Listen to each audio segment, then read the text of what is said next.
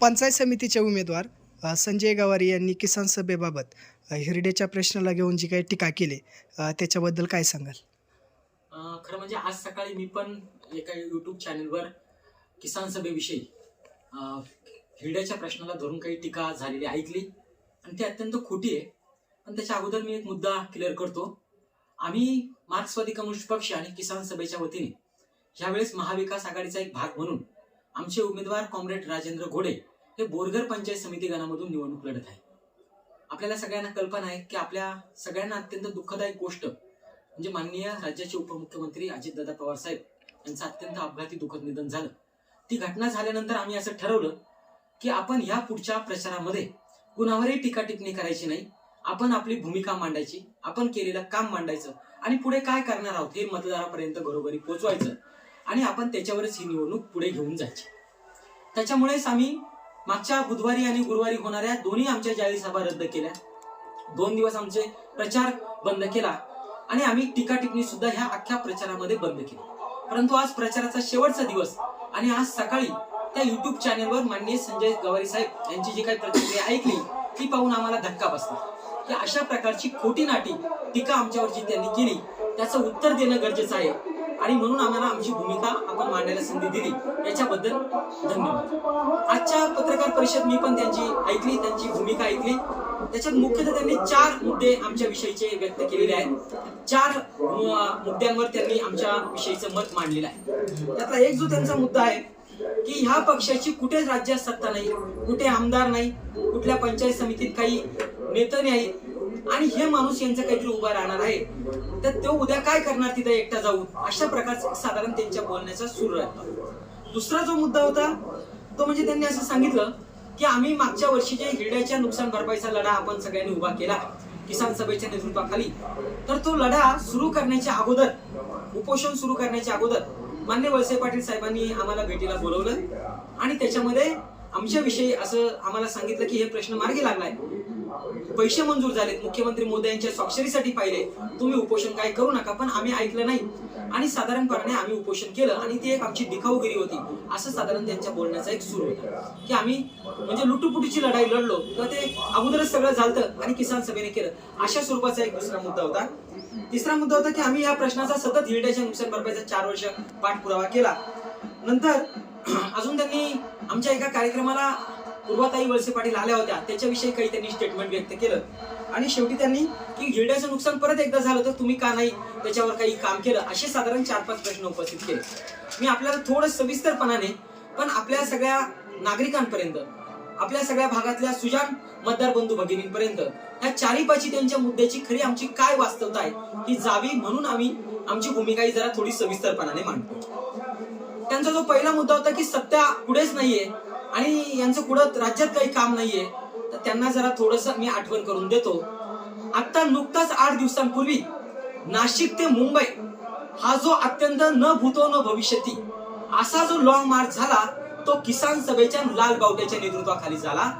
आत्ताच्या महाराष्ट्राच्या विधानसभामध्ये सीपीएमचे मार्क्सवादी कम्युनिस्ट पक्षाचे आमदार कॉम्रेड विनोद निकाले आहेत आणि हे विनोद निकोले साहेब यांनी कोणते प्रश्न मांडले, काय भूमिका घेतली आणि राज्याला त्यांचा काय परिचय आहे हे जरा थोडं आमच्यावर टीका करणाऱ्यांनी थोडं समजून घ्यावं. आमदार जीवा पांडू गावित, आमदार नरसाई आडम मास्तर, इथे क्रांतिसिंह नाना पाटील जे आमच्या पक्षाचे खासदार राहिलेले आहेत, एक मोठी परंपरा आहे, मी सांगत नाही आपल्याला, परंतु त्यांना एक आठवण करून देतो की ह्या पक्षाचं आता सुद्धा एक विधानसभेत आमदार आहेत आणि अनेक जिल्ह्यांमध्ये ठाणा असेल, पालघर असेल, नाशिकमध्ये आमच्या अनेक पंचायत समिती, जिल्हा परिषद मध्ये आमचे लोक काम करतायत. मुळात आमची सत्ता किती आहे आणि किती कमी आहे आणि किती जास्त हा मुद्दा नाहीये. मुद्दा हा आहे की लोकांनी जो निवडून दिलेला माणूस आहे, जे पंचायत समितीला निवडून देतात, जे झडपीला निवडून देतात, त्या माणसाचा त्या पंचायत समितीविषयी, जिल्हा परिषदेविषयी काय अभ्यास आहे, तिथल्या यंत्रणेविषयी काय अभ्यास आहे, पंचायत समिती जिल्हा परिषद अधिनियमाचा काय अभ्यास आहे, त्याच्याविषयीची त्यांची भूमिका काय आहे, त्यांची प्रामाणिकता किती आहे, त्या बळावर ते तिथे काम करतात, ते जनतेचे प्रतिनिधी म्हणून जातात. त्याच्यामुळे सत्तेचा असण्याचा आणि नसण्याचा हा मुद्दा नाहीये, हा जनतेच्या लोकमताचा आणि जनतेच्या जनभावनेचा प्रश्न आहे आणि ह्या विषयीचा जो मुद्दा आहे तो आपण सगळ्यांनी हा समजून घेतला पाहिजे. आमच्या पक्षाची ताकद किती आहे, कुणाची कमी आहे, कुणाची जास्त आहे याच्या खोलामध्ये जायला नको.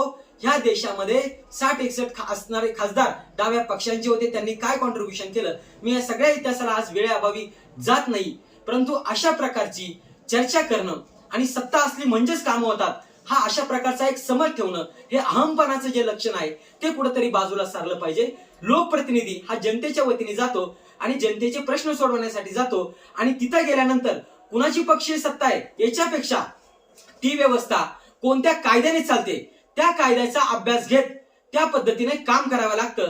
आम्हाला जिल्हा परिषद आणि पंचायत समितीच्या विषयी आमच्या जे उमेदवार आहेत त्यांचा नक्कीच अभ्यास आहे आणि ते अभ्यास करतील आणि ते तिथे 2 असू द्या, 10 असू द्या, 5 असू द्या, ते 100% त्यांच्या त्या अभ्यासाच्या बळावर, प्रामाणिकपणाच्या बळावर गोरगरीब जनतेला न्याय देतील एवढंच मी सांगतो. आणि शेवटचं आवाहन करून ह्या मुद्द्यातला सांगतो त्यांना की आम्ही तर पंचायत समितीला याच्या अगोदर सदस्य नव्हतो, तरी त्या पंचायत समितीविषयी आम्ही 50 कामं केलेली आहेत, त्याची यादी घेऊन आम्ही समोर बसतो. आमच्याकडे तर पंचायत समितीचे सदस्य नसताना कामं केलेली आहेत. एक विचार करा, सुजान जनतेला आवाहन करतो की जर आम्हाला सत्ता नसताना, आमचा नेता नसताना आम्ही त्या पंचायत समितीविषयी जर 50ची मी तर अशी यादी देईल, आपण चर्चेला बसा, समोरासमोर यादी देतो, जर अशी ह्या केलेल्या कामाची यादी देतोय, उद्या जर सत्ता नसताना ही कामं केल्यात, उद्या सत्ता आल्यानंतर किंवा आमचा एक माणूस जर निवडून दिला तर लोकच सांगतील की 100% याच्यापेक्षा जास्त कामं करू. आत नसताना कामं केलेली आहेत, उद्या जर त्या सभागृहात आत गेलं तर 100%च आम्ही कामं करू. त्याच्यामुळे हा मुद्द्याचं फार काही याच्याला चर्चेला गरज नाहीये. राहिला मुद्दा दुसरा, सातत्याने हिरड्याच्या नुकसान भरपाईचा मुद्दा समोर येतो. त्यांनी आज अत्यंत खोटं, अत्यंत चुकीचं आणि अत्यंत जाणीवपूर्वक विधान केलेलं आहे.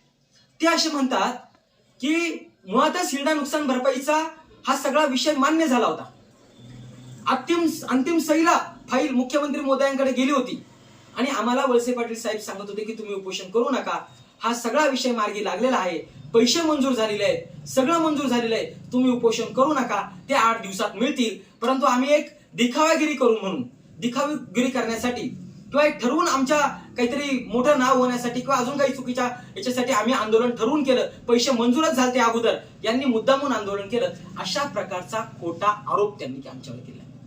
मी त्यांना आव्हान करतो, मी त्यांना विनंती करतो, मी त्यांना नम्रपणाने सांगतो, साहेब आपण लोकप्रतिनिधी राहिलेले आहात, आपल्यालाही प्रशासनाच्या कामाचा अंदाज आहे, आपण चर्चेला या, 4 कागद घेऊन या. मी फक्त एक आकडेवारी आपल्याला सांगतो, आम्ही 15 फेब्रुवारी 2024ला उपोषणाला बसणार होतो. 5 फेब्रुवारीला आम्ही आंदोलनाचं पत्र माननीय प्रांत साहेब आणि पोलीस प्रशासनाला दिलं.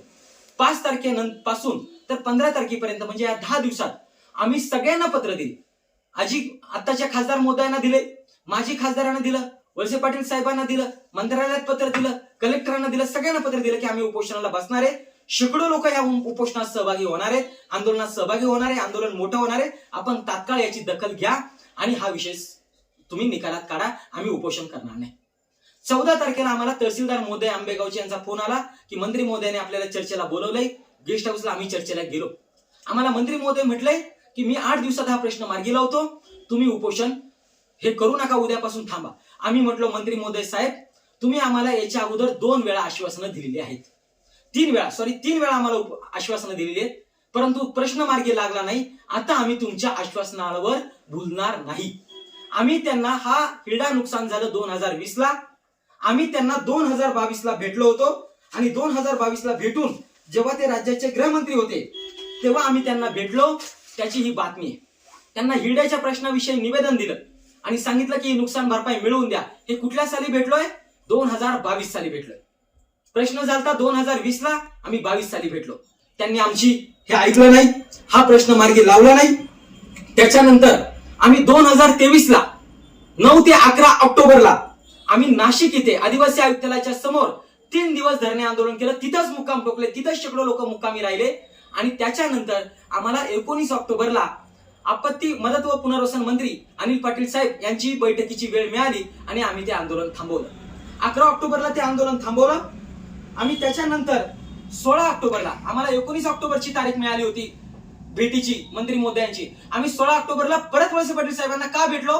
ते ह्या तालुक्याचे लोकप्रतिनिधी होते, ते विधानसभेचे प्रतिनिधी होतं. त्यांना निवडून येण्यासाठी त्यावेळेस 24 नंतर आम्ही आमची भूमिका बदलली. 24च्या अगोदर त्यांनाच इथल्या जनतेने मतदान केलं होतं आणि हा इथल्या जनतेचा प्रश्न होता. तुम्ही विधान भवनाचे सदस्य आहात, तुम्ही आमदार महोदय आहात, तुम्ही मंत्री महोदय आहात, तुम्हाला इथल्या जनतेने भरभरून मतं दिलेली आहेत आणि म्हणून तुम्ही हा प्रश्न सोडवा. 22लाही भेटलो होतो, लोकांचा प्रश्न सोडवा म्हणून परत एकदा त्यांना आम्ही 16 ऑक्टोबर 2023ला भेटलो. सांगितलं की मंत्री महोदय साहेब 19ला आम्हाला तारीख मिळालेली आहे, तुम्ही पण या, हा आपल्या भागाचा प्रश्न आहे, आपल्या जनतेचा प्रश्न आहे, तुम्ही याला आम्हाला सहकार्य करा. मंत्री महोदय म्हटले मी बैठकीला येतो, सहकार्य करील. त्याच्यानुसार ते बैठकीला आले. 19 ऑक्टोबरला जी बैठक झाली त्याला ते बैठकीला आले, बैठकही झाली. 19 ऑक्टोबर 2023. जरा तारखा विरोधकांनी जरा लक्षात ठेवा आणि थोडं अंडरलाईन करा, कारण तुम्हाला चर्चेला जेव्हा येईल ना तेव्हा या तारखा घेऊन या समोर. आम्हाला 19 तारखेला मंत्रालयात जी बैठक झाली त्याला 3 मंत्री महोदय होते. आदिवासी विकास मंत्री गावित साहेब, मदत पुनर्वसन मंत्री अनिल पाटील साहेब आणि स्वतः वळसे पाटील साहेब. त्याच्यामध्ये चर्चा, आमचं शिष्टमंडळ होतं, आम्ही भूमिका मांडली. आम्ही समजून सांगत होतो की हिरड्याला नुकसान भरपाई देता येते, विशेष बाब म्हणून देता येते. अशा प्रकारची नुकसान भरपाई कोकणमध्ये एकदा दिली होती, त्याचे पुरावे बैठकीमध्ये सादर केले आणि सांगितलं की ही साहेब देता येते. त्यावेळेस मदत पुनर्वसन विभागाचे जे अधिकारी होते त्यांचं म्हणणं होतं की मदत देता येत नाही. आम्ही मात्र ठासूनपणाने अभ्यासपूर्ण कागदपत्र दाखवली की कोकणामध्ये दिलेली होती विशेष बाब म्हणून, आम्हाला पण विशेष बाब म्हणून द्या, परंतु आपल्याला ही मदत मिळाली पाहिजे. आम्ही 2020 पासून संघर्ष करतोय, कुठेतरी आमच्या भागातल्या जनतेला न्याय मिळाला पाहिजे. त्याच्यानंतर ते म्हटले की हो परत एकदा प्रस्ताव पाठवा, आपण हे करू. हा विषय झाला ऑक्टोबर 23ला. आम्हाला वाटलं हा प्रश्न निकाली लागेल. ऑक्टोबर 23 झालं, प्रश्न निकालात निघाला नाही, आपल्या लोकांना 1 रुपया पण मिळाला नाही. शेवट त्यावेळेची ही बातमी, मंत्रालयात झालेल्या बैठकीची ही बातमी, ही सुद्धा आपल्याला सगळ्यांना उपलब्ध आहे, नेटवर उपलब्ध आहे. त्याच्यानंतर 2024 उजाडलं. ऑक्टोबरला आश्वासन दिलं, आम्ही वाट पाहिली 4-5 महिन्याची, प्रश्न निकालात लागला नाही. शेवटी आम्ही जेव्हा 2024 उजाडलं, आम्ही तात्काळ फेब्रुवारी महिन्यामध्ये आमच्या किसान सभेची बैठक झाली आणि आम्ही निर्णय घेतला की आता आपण 20 पासून लढलो, 21ला लढलो, 22ला लढलो. स्वतः मंत्री महोदय वळसे पाटलांनी आपल्याला 22ला शब्द दिला, 23ला शब्द दिला, अजूनही प्रश्न मार्गी लागना. आता मात्र आपण उपोषणाला बसायचं आणि म्हणून आम्ही 15 फेब्रुवारी 2024ला उपोषणाला बसण्याचा निर्णय घेतला. त्यांनी 14 तारखेला त्यांनी आम्हाला तहसीलदारांच्या मार्फत निरोप दिले. आम्ही चर्चेला गेलो. ते आम्हाला म्हटले की तुम्ही 8 दिवसात मार्गी लावतो, तुम्ही उपोषण थांबवा. मी म्हटलं तुम्ही 3 वेळा आम्हाला अशा प्रकारची आश्वासन दिलीत, आम्ही आंदोलन करणार, जेव्हा प्रश्न निकालात निघेल तेव्हाच आम्ही माघारी घेऊ. त्याच्याप्रमाणे 15 तारखेपासून उपोषण सुरू झालं. तोपर्यंत सुद्धा ह्या प्रश्नाची प्रक्रिया पुढे सुरू झाली नव्हती. हे लक्षात घ्या. हे जे म्हणतायत की मुख्यमंत्री महोदयांनी सगळं मंजूर झालं, मुख्यमंत्री महोदयांकडे सहीला गेलं होतं. 15 तारखेला आम्ही उपोषण सुरू केलं. शेकडो लोक त्या भागात त्या दिवशी उपोषणाला आली. तो सगळा परिसर लोकांनी भरून गेला. लोक आली प्रचंड आणि गावागावात लोकांनी आंदोलन सुरू केली. 15 तारखेला पहिला दिवस होता. दुसऱ्या दिवसाला जशी सगळ्या बातम्या पेपरमध्ये आल्या, सुरुवात झाली. पहिल्या दिवशी काही विधानसभेचे सदस्य सुद्धा भेटायला आले. माननीय रोहितदादा पवार आले, ते सुद्धा भेटायला आले. आढळराव पाटील साहेब सुद्धा भेटायला आले, 100% भेटायला आले. ही सगळी मंडळी पहिल्या दिवशी भेटायला आली. दुसऱ्या दिवशी वळसे पाटील साहेबांनी मंत्रालयामध्ये बैठक लावली. उपोषण सुरू होतं, उपोषण थांबलं नव्हतं. दुसरा दिवस होता उपोषणाचा. त्यांनी मंत्रालयात बैठक लावली. अधिकाऱ्यांनी सगळ्यांनी सांगितले त्यांच्या काही अडचणी आणि त्या बैठकीला त्यांनी त्यांची मीटिंग ऑनलाईन घेतली. आम्ही उपोषणात बसलो होतो, आम्ही मीटिंग मध्ये सहभागी नव्हतो. त्यांनी सांगितलं, काय सांगितलं त्यांचं त्यांना माहित, परंतु ती सगळी उपोषण सुरू होतं. लोकांचा दबाव वाढला होता आणि पुढच्या काळामध्ये लोकसभेच्या निवडणुका होत्या. त्याच्यामुळे यांनी तो मुद्दा गांभीर्याने घेतला. लोकांचा प्रतिसाद वाढला होता. 16ला त्यांनी बैठक घेतली. 17ला उपोषण सुरू होतं, तिसरा दिवस होता. 18 तारखेला पण उपोषण सुरू होतं. शेकडो लोक रोज येत होती, पायी रॅली निघाली होती, गावागावात आंदोलन सुरू होती. त्याच्यानंतर 18 तारखेला माननीय पुण्याच्या जिल्हाधिकारी महोदयांनी 18 तारखेला बरं का उपोषण चालू असताना जवळजवळ 15, 16, 17, 18 म्हणजे 4थ्या दिवशी, उपोषणाच्या नंतर 4थ्या दिवशी माननीय जिल्हाधिकाऱ्यांनी अशा प्रकारचा प्रस्ताव की हिरडा नुकसान भरपाई मिळावी म्हणून आपल्याला हिरडा नुकसान भरपाई मिळावी आणि एवढी रक्कम आहे, एवढे लाभार्थी आहेत, याच्यासाठी जिल्हाधिकारी महोदयांनी राज्य शासनाला प्रस्ताव पाठवला. कधी? 18 तारखेला. उपोषण सुरू झाल्यानंतर 4थ्या दिवशी शेकडो लोक रस्त्यावर यायला लागली. तेव्हा आमच्या तब्येती खराब व्हायला लागल्या. तेव्हा यांनी दखल घ्यायला सुरुवात केली. कारण पेपर मधून बातम्या होत्या, लोकांमध्ये चर्चा होती, असंतोष तयार झाला होता, निवडणुका समोर होत्या आणि म्हणून हा प्रस्ताव 18 ऑक्टोबरला माननीय मंत्री महोदयांकडे गेला. त्याच्यानंतर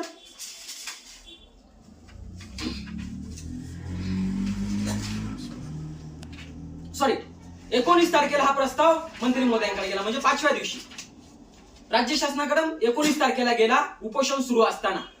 20 तारखेला विभागीय आयुक्तांनी परत हा प्रस्ताव राज्य शासनाकडे पाठवला. तो जवळजवळ 5वा-6वा दिवस उपोषणाचा होता. उपोषण जोरात सुरू होतं तेव्हा हा प्रस्ताव गेलाय. जे कोण म्हणतं की अगोदरच सगळं झालं, मग हा प्रस्ताव कशाला दिला? मान्यतेची ही प्रक्रिया आम्ही उपोषण सुरू केल्यानंतर का सुरू केली? मान्यतेचं हे सगळं का सुरू केलं? हा मुद्दा आपण लक्षात घेतला पाहिजे. त्याच्यानंतरचा मुद्दा 20 तारखेला माननीय वळसे पाटील साहेब आमच्या उपोषणाला भेट द्यायला आले. रात्रीचे 9-10 वाजता आले. त्यांनी विनंती केली, आम्ही त्यांचा आदर केला. ते म्हटले की मी आता हा प्रश्न पुढच्या कॅबिनेटमध्ये घेतो आणि हा प्रश्न मार्गी लावतो, पण तुम्ही उपोषण सोडा. त्यांच्या विनंतीला आम्ही मान दिला.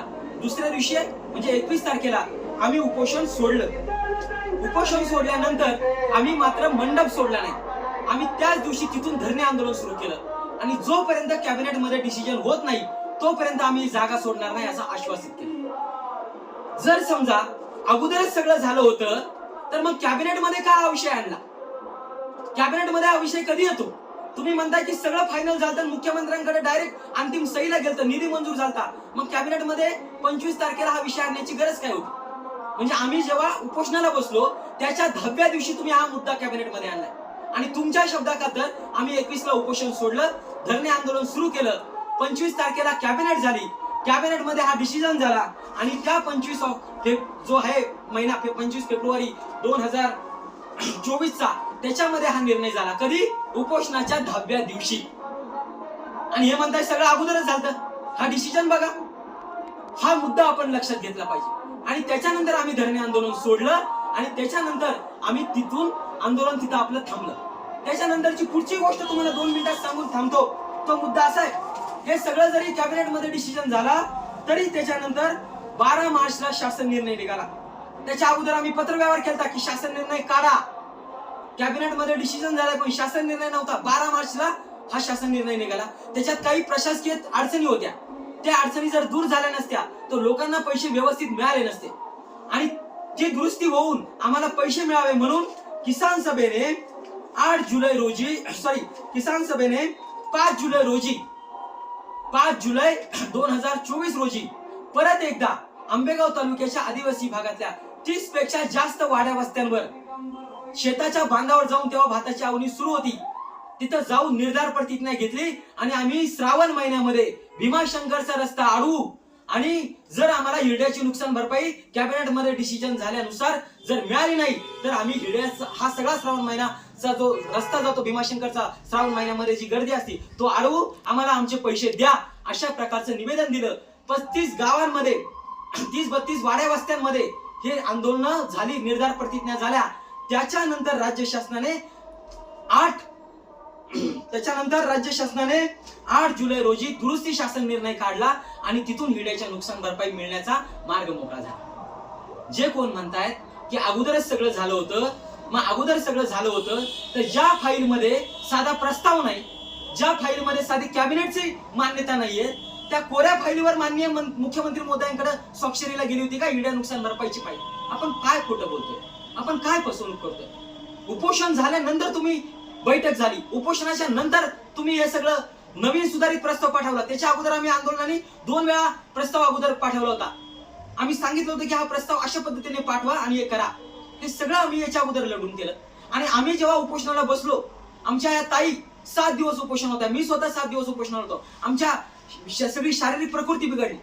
त्या प्रांत ऑफिसच्या कार्यालयातलं जे एक संडास होतं साधं, तिथे आम्ही दुपारी जाऊन त्या संडास मध्ये थोडीशी आंघोळ करायचो आणि थोडं तिथे येऊन बसायचो.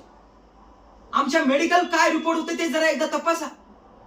शेकडो लोक तिथे चालत होती. गावागावात आंदोलन सुरू झाली. तळेघरला मोठा मेळावा झाला. हे सगळं उपोषणाला पाठिंबा म्हणून की शेकडो लोक रस्त्यावर आली आणि तुम्ही त्या उपोषणाची हेटाळणी करताय. अगोदरच सगळं झालं म्हणताय. मग अगोदर सगळं झालं होतं तर उपोषण चालू असताना का मंत्री महोदय आम्हाला भेटायला आले? उपोषण चालू असताना का नवीन प्रस्ताव पाठवला? उपोषण चालू असताना का कॅबिनेटमध्ये डिसिजन तुम्हाला घ्यावा लागला? आणि उपोषण ह्या सगळी प्रक्रिया तुम्हाला आमच्या नंतर का करावी लागली? याची मला उत्तर पाहिजे. त्याच्यामुळे खोटं बोलणं पण रेटून बोलणं हे आता चालणार नाहीत. कागद आहे, कागदावर बोलू. विनंती करतो, आव्हान करतो, समोर घेऊन या. तुमच्याकडे आमच्या उपोषणाच्या अगोदर काय मान्यतेची नोट होती, कोणती फाईल होती एकदा दाखवा, नाहीतर आम्ही तरी उपोषणाच्या नंतर सुरू झालेले सगळे डॉक्युमेंट तुमच्या समोर सादर करतो. हे आमचं आव्हान आहे. त्याच्यामुळे हा मुद्द्याचा आपण लक्षात घ्या. हे म्हटले आम्ही 4 वर्ष पाठपुरावा केला. काय केला एकदा आम्हाला पण बघू द्या, नाहीतर किसान सभेने काय पाठपुरावा केला हे आम्ही 2020 पासून 21, 22, 23, 24 याला काय केलं, वर्षभराच्या नुसार याच्यात आमच्या पेपरच्या बातम्या आहेत. आमची निवेदनं जाऊ द्या, पेपरच्या बातम्या. त्याच्यामुळे तुम्ही काय केलं ते एकदा समोरासमोर येऊ द्या, आम्ही काय केलं समोर येऊ द्या. खरं खोटं आपण समोरासमोर ठरवू. शेवटचा मुद्दा होता त्यांचं अजून एक म्हणणं आलं की आम्ही तुम्ही एकत्रित होतो. हो खरंय, 2024च्या अगोदरला पर्यंत ते काँग्रेस आणि राष्ट्रवादी जे पक्ष होते त्यांना विधानसभेत आम्ही मदत केली, परंतु पंचायत समिती झडपीत आम्ही दोन्ही वेळेस त्यांच्या विरोधात निवडणुका लढल्या. पण विधानसभेला भाजपच्या शक्तीला हरवायचं म्हणून आम्ही तिन्ही निवडणुकीला पूर्णपणाने ताकदीने वळसे पाटील साहेबांना सहकार्य केलं होतं विधानसभेत. त्याच्या बदल्यात त्यांच्याकडून कुठलीही अपेक्षा ठेवली नाही, त्यांनी जाहीर सांगितलं पूर्णपणाने त्यांना सहकार्य केलं. 24 नंतर आमची भूमिका का बदलली, तर माननीय मंत्री महोदयांनी त्यांची भूमिका बदलली. एक स्वतंत्र राष्ट्रवादी पक्ष तयार झाला आणि त्यांनी भाजप सोबत जाण्याचा निर्णय घेतला. आमच्या पक्षाने, राज्य कमिटीने, मार्क्सवादी कम्युनिस्ट पक्षाने राज्याच्या पातळीवर भूमिका घेतली की आपण महाविकास आघाडीत थांबायचं, महायुती सोबत थांबायचं नाही. आणि त्या भूमिकेनुसार आम्ही 2024ला त्यांच्या विरोधी गटामध्ये थांबलो. परंतु त्यांच्या विरोधात 2012ला 2017ला स्थानिक पातळीवर पंचायत समिती आणि झडपीच्या निवडणुका आमच्या झाल्या आणि त्यांच्या विरोधात आम्ही लढलो. आम्हाला जनतेने जो कौल दिला तो आम्ही मान्य केला. परंतु आम्ही काहीतरी एकत्रित होतो, मग एकत्रित होतो तर निवडणुका का वेगळ्या लढत होतो, हे काहीतरी बोलणं झालं. अजून एक त्यांनी विधान केलं, पूर्वाताई वळसे पाटील आमच्या कार्यक्रमाला येतात आणि त्याचं त्यांनी केलं की अनेक कार्यक्रमाला पूर्वाताई वळसे पाटील यांच्या जातात आणि हे बोलवतात. पूर्वाताई वळसे पाटील मार्क्सवादी कम्युनिस्ट पक्षाच्या आणि किसान सभेच्या फक्त एकाच कार्यक्रमाला आल्या. तो कार्यक्रम कोणता होता हा जरा नीट समजून घ्या. आपण कोणत्या मुद्द्याचं राजकारण करतोय याचं भान पुढच्या बोलणाऱ्यांना जरूर बिलकुल नाही असं मला तरी वाटतंय. पूर्वाताई ज्या आल्या होत्या त्या आमच्या मार्क्सवादी कम्युनिस्ट पक्षाचे कॉम्रेड सीताराम येचुरी जे आहेत, ज्यांचं 12 सप्टेंबर 2024 रोजी दुःखद निधन झालं, त्या कॉम्रेड सीताराम येचुरी जे राज्यसभेचे खासदार होते, आमच्या पक्षाचे राष्ट्रीय महासचिव होते, त्यांचं निधन झाल्यानंतर आम्ही 14 सप्टेंबरला घोडेगावला एक श्रद्धांजली सभा ठेवली होती, शोक सभा ठेवली होती. आपल्याला माहिती आहे की शोक सभेला आपण कुठलाही राजकीय पक्ष मतभेद न ठेवता सर्वांना बोलवतो. आम्ही सगळ्यांना बोलवलं, सगळ्या पक्षांना बोलवलं. पूर्वाताईंनी आमच्या शब्दाला मान देत त्या तिथं आल्या आणि त्यांनी त्यांच्या भावना व्यक्त केल्या. त्यांच्याविषयी नक्कीच आम्ही सुद्धा स्वागत केलं की पूर्वाताई आल्या आणि त्यांनी त्यांची भूमिका मांडली. आणि एका कार्यक्रमाला पूर्वाताई श्रद्धांजली सभेच्या आल्या आणि म्हणून ते त्याच्यातून निष्कर्ष काढतात की ताई यांच्या कार्यक्रमाला येतात, आम्ही सगळे एक आहोत आणि हे काहीतरी वेगळी भूमिका घेत आहेत. राजकीय आणि वैचारिक भूमिका ह्या वेगळ्या असतात, त्या वेगळ्या आहेत. विशेषतः 2024 नंतर जी वेगळी भूमिका राष्ट्रवादी पक्षाने घेतली भाजप सोबत जाण्याची, त्याच्याविषयीचे आमचे मतभेद होते, आहेत आणि राहतील. त्याच्याविषयीची काही दुमत असण्याचं कारण नाही. एका कार्यक्रमाला आल्यानंतर आणि तेही कुठल्या तर शोक सभेच्या आणि भावपूर्ण श्रद्धांजलीचा तो मुद्दा आपण चर्चेला आणणं याचं खरंच मला वाईट वाटलं. माननीय राज्याचे उपमुख्यमंत्री अजितदादा पवार साहेबांचं दुःखद निधन झालं. मंचरमध्ये श्रद्धांजली सभा झाली, सर्व पक्षीय नेते उपस्थित होते. मी स्वतः त्या श्रद्धांजली सभेला उपस्थित होतो. त्याचं जर कोणी राजकारण करत असेल, त्याच्यावरनं कोणी मुद्दे पुढे आणत असतील, ती खरंच दुर्दैवी गोष्ट आहे. याच्याविषयी खरं न बोललेलं बरं. परवाच्या सभेला मंचरच्या सगळ्या पक्षाचे नेते होते, भाजप पासून तर कम्युनिस्ट पार्टी पर्यंत, काँग्रेस पासून तर राष्ट्रवादी, शिवसेना दोन्ही सगळे होते. दुःखाच्या प्रसंगात पक्षीय मतभेद, पक्षीय चौकटी, पक्षीय विचारधारा आणण्याची गरज नसते.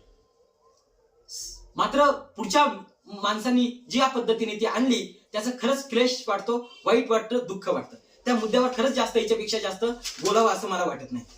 त्यांनी अजून एक मुद्दा अधोरेखित केला की नंतर पुन्हा एकदा नुकसान झालं मग तुम्ही का नाही पुढे आले. त्यांच्या फक्त एकच माहिती करता मी सांगतो, जेव्हा विषय मार्गी लागला, तो विषय मार्गी लागल्यानंतर म्हणजे हा जुलैमध्ये सगळी प्रक्रिया, खरे ऍक्च्युली पैसे जुलै ऑगस्ट मध्ये सुरू झाले. ऑक्टोबर महिन्यात लगेच ऑक्टोबर 2024 मध्ये आम्ही राज्य शासनाकडे, जिल्ह्याकडे पत्रव्यवहार सुरू केला आणि हिरड्याला कायमस्वरूपी नुकसान भरपाईच्या कक्षेत आणा अशा प्रकारची किसान सभेने तातडीने मागणी केली. हा राज्य शासनाचा विषय आहे, राज्य शासनाच्या आणि जिल्ह्याच्या स्तरावरचा आहे. खरं आम्ही मागणी करण्याच्या अगोदर ही मागणी इथल्या लोकप्रतिनिधींनी तात्काळ करून पुढच्या कायमस्वरूपी ह्या प्रश्नाचा उत्तर देणं अपेक्षित होतं की हिरड्याला कायमस्वरूपी नुकसान भरपाईच्या कक्षेत आणण्याचा धोरणात्मक निर्णय होणं अपेक्षित होतं. विधानसभेला, लोकसभेला आम्ही हे लोक का निवडून देतो? तर ज्या विषयांची धोरणात्मक बाबीवर निर्णय घ्यायचे असतात ते विधानसभेत होतात. हा मुद्दा पंचायत समिती झडपीचा नाहीये, हा मुद्दा आहे विधानसभेचा. आणि म्हणून आम्ही परत एकदा लगेच निवेदन दिलं की याच्या पुढच्या काळात हिरड्याला कायमस्वरूपी ज्या ज्या वेळेस नुकसान होईल त्या त्यावेळेस हिरड्याला नुकसान भरपाई मिळाली पाहिजे. याच्यासाठी आम्ही लगेच पत्रव्यवहार सुरू केला, लगेच आंदोलन केलं. आम्ही आंदोलन करतो का? तर आम्ही सत्तेत नाहीये. सत्तेवाल्यांनी जर हे प्रश्न सोडवले, ज्यांना लोकांनी निवडून दिले, लोकांनी आम्हाला नाही निवडून दिलेलं, लोकांनी ज्यांना निवडून दिलंय त्यांनी जर हा प्रश्न राज्य शासनात मांडला, त्यांनी जर जिल्हा स्तरावर मांडला आणि कायमस्वरूपी हिरड्याला नुकसान भरपाईच्या कक्षेत आणण्याचा जर प्रयत्न लगेच सुरू केला असता, किसान सभेला निवेदन देण्याची सुद्धा गरज पडली नसती. हा मुद्दा आहे. आम्ही आंदोलन झालं, नुकसान भरपाई मिळाली आणि लगेच शांत बसलो असं नाही झालं. 2 महिन्याच्या आत आम्ही पाठपुरावा सुरू केला आणि आमचे आजही प्रयत्न सुरू आहेत. त्याच्यावर आलेली उत्तरं पण आमच्याकडे आहेत की का हिरड्याला कायमस्वरूपी नुकसान भरपाईच्या कक्षेत कसं घेता येईल याचा पत्रव्यवहार कृषी विभागाशी आमचा झालेला आहे. ही जबाबदारी आमची.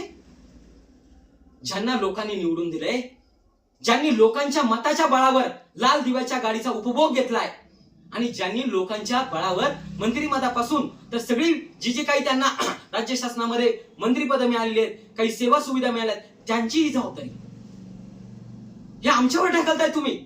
आम्ही लोकप्रतिनिधी आहोत, आम्हाला निवडून दिलंय. अरे आम्ही जनतेच्या बाजूने लढतोय, मग तुम्ही का नाही केलं? आम्ही नाही उत्तरदायित्व, तुम्हाला निवडून दिलंय, ज्यांना निवडून दिलंय ते उत्तरदायित्व आहे.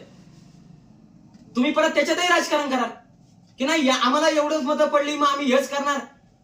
एकदा माणूस निवडून आला, लोकप्रतिनिधी झालं की त्यांनी तालुक्याच्या सर्व घटकांना सोबत घेऊन पुढे जाण्याची भूमिका घ्यायची असते. तिथं पक्षपात आणायचा लागत नसतो. निवडणूक संपली, विषय संपला. तुम्ही त्यावेळेस तालुक्याचे लोकप्रतिनिधी असतात, तालुक्यातला कोणी कुठल्याही भूमिकेचा माणूस असू द्या, तुम्ही त्याला न्याय द्यायची गरज असतात. आणि म्हणून हिरड्याला कायमस्वरूपी नुकसान भरपाईच्या कक्षेत आणण्यासाठी आम्ही तात्काळ प्रयत्न सुरू केले, ते सुरू करू. आणि उद्या जर आमच्या पंचायत समितीचे सदस्य जेडपीचे आमचे लोक आली तर आम्ही खात्रीने सांगतो आमच्या त्या लढाईला अधिक बळकट करू. ज्यांना आमच्या या लढाईची मजा पाहिजे, ज्यांना तिथे निवडून दिलंय तरी त्यांना काय करायचं नाही, त्यांनी जरूर करावं. आम्हाला भारतीय संविधानाने त्या अधिकाराचा अवलंब करत आम्ही जनतेची भूमिका, जनतेचे प्रश्न हे मांडत राहू, मांडत आलोय, मांडत राहू. त्याच्याविषयी काही दुमत असू नये. साधारणपणाने हे सगळे मुद्दे त्यांच्या चर्चेचे होते, प्रश्नाचे होते. आता आमचे त्यांना सवाल आहेत, ते जरा ठरवून त्यांनी जरा समजून घ्यावं. आपण पंचायत समितीचे काम केलेलं आहे, जिल्हा परिषदेची आपल्या सत्ता राहिलेली आहे.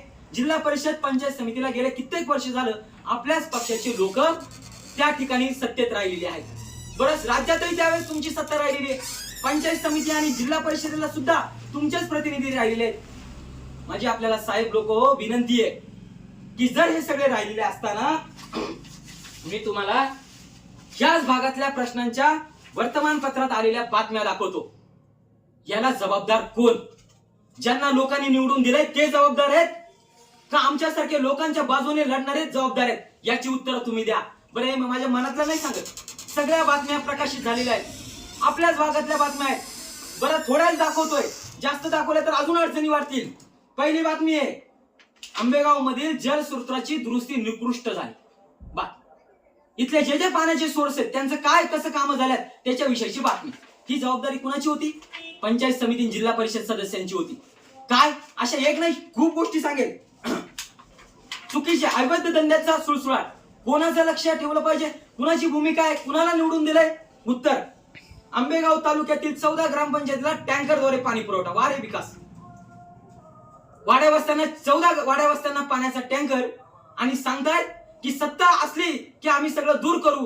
मग हे काय प्रश्न? तुमच्याकडे सत्ता होती ना आतापर्यंत, का आमच्याकडे होती? आम्हाला तर लोकांनी निवडून दिलं नाही. तरी हे 14 वाड्या वस्त्यांना टँकर जातोय. कुणाची जबाबदारी आहे? कोण लोक प्रतिनिधी कारणीभूत आहे हेही सांगा.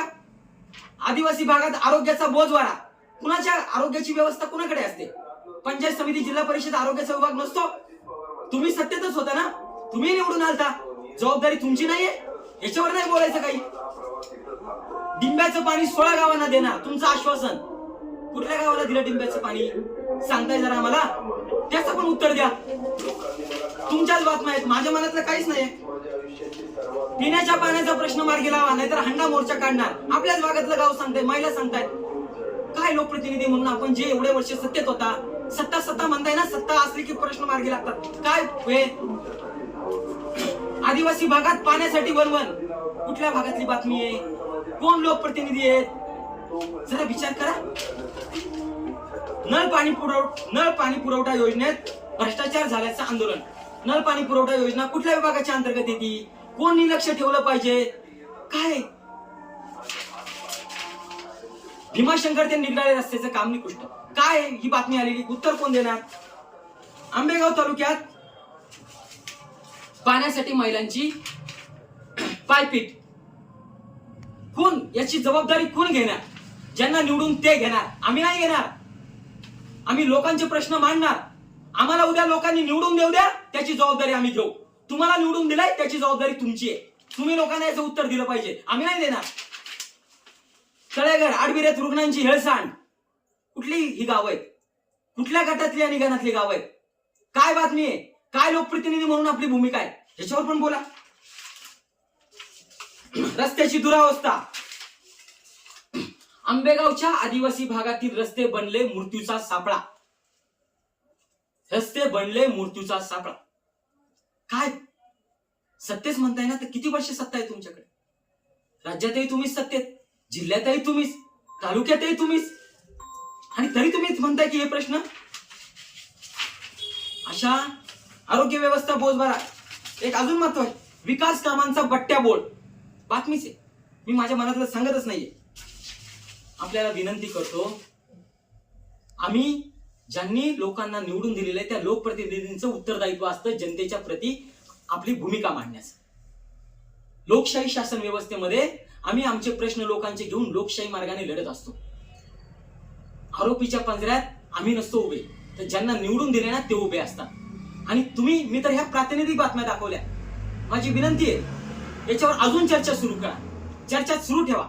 आपण जरा थोडासा पंचायत समिती, जिल्हा परिषदेच्या एक एक विभाग आणि त्याच्यात काय काय गडबडी झाल्यात, त्याच्यामध्ये काय काय अडचणी आहेत, काय काय गावात प्रश्न आहेत. तुम्ही म्हणता ना इतके वर्ष सत्ता आहे आणि सत्तेतूनच होतं, काय प्रॉब्लेम आहेत, लोकांचं काय म्हणणं आहे, सगळं आता चर्चेने बाहेर पड.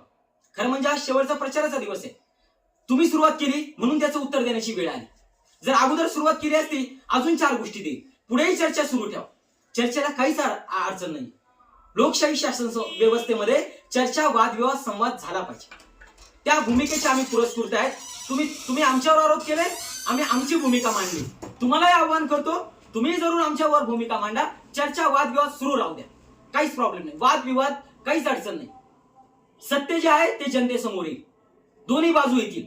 फक्त लक्षात ठेवा की लोकांनी तुम्हाला निवडून दिलं, लोक तुम्हाला प्रश्न विचारणार आहेत. आम्ही जनतेच्या बाजूने उभं राहून बोलतोय आणि विचारणार प्रश्न, कारण तुम्ही सत्तेत होता, तुम्हाला लोकांनी निवडून दिले. खोटी जी बातमी पसरवताय, खोटी माहिती सांगताय, विनंती करतो, आव्हान करतोय, आपण समोरासमोर आपले डॉक्युमेंट घेऊन या. मी आता आपल्याला पत्रकार परिषदेत हे सगळे डॉक्युमेंट दाखवले, सगळ्या डॉक्युमेंट दाखवले, हे सगळा पेपर दाखवला.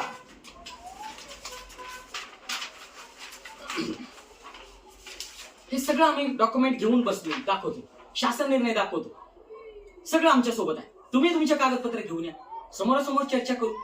परंतु अशी खोट्या प्रकारची, चुकीच्या प्रकारची आणि किसान सभेला नाहक बदनाम करण्याची भूमिका घेऊ नका. आम्ही टीका टिप्पणी हा विषय ह्या वेळेस थांबवला होता.